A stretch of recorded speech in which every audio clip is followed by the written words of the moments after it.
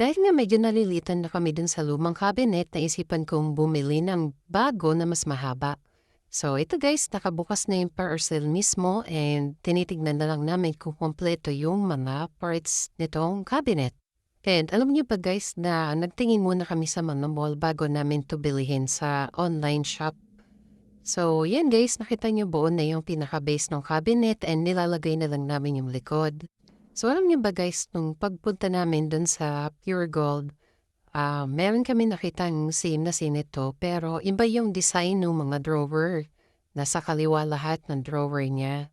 So trinay namin gayahin kaso hindi pala pwede. And alam niyo ba na dapat bibilihin namin yun nasa Pure Gold kaso nga lang hindi kasya sa sasakyan. So kailangan namin magbayad ng delivery fee para lang maihatid yun sa bahay. So naisipan namin na sa online na lang bilhin.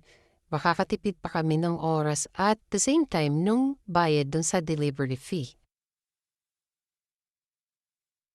And ito na pala yung nagawa na guys, yung mismong cabinet. So ang ganda niya kasi light lang yung color nung pagka-brown niya. So bagay siya dito sa team namin.